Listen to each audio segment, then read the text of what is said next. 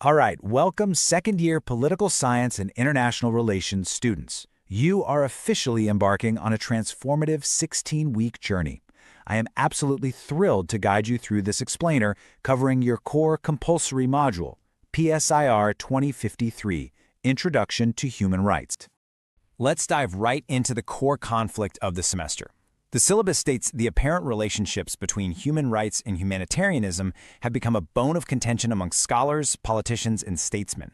Now, that isn't just a catchy introductory sentence.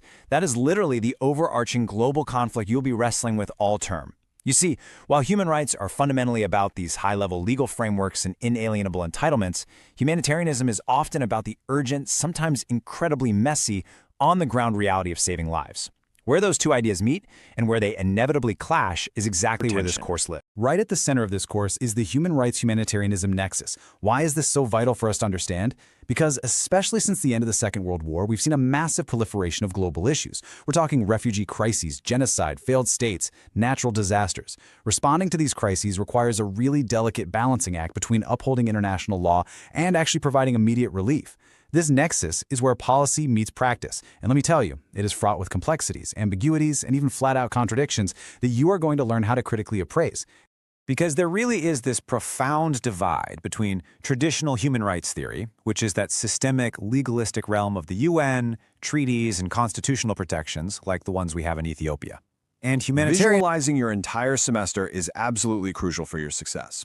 Your journey is basically divided into 4 major steps. In step 1, the first 2 weeks, you're going to lay down the philosophical and historical foundations of human rights. Step 2, which runs from weeks 3 to 8, scales things up to the global and regional systems, looking at the UN, NGOs, and specific contemporary issues like crimes against humanity. Step 3 pivots squarely into humanitarian action, exploring its history from the Battle of Solferino all the way to modern actors. And finally, Step 4 synthesizes the whole shebang, examining how international humanitarian law, domestic politics, and foreign policy all interact to shape the delivery of aid. It is a beautifully structured I want to wrap up this explainer with a provocative question for you to chew on. How will you navigate the complex intersection of global politics and human rights?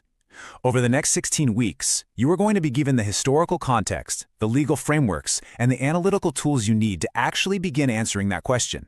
So, come to class prepared, fully embrace this blended learning environment, and get ready to challenge your own perspectives. Have a fantastic semester in PSIR 2053.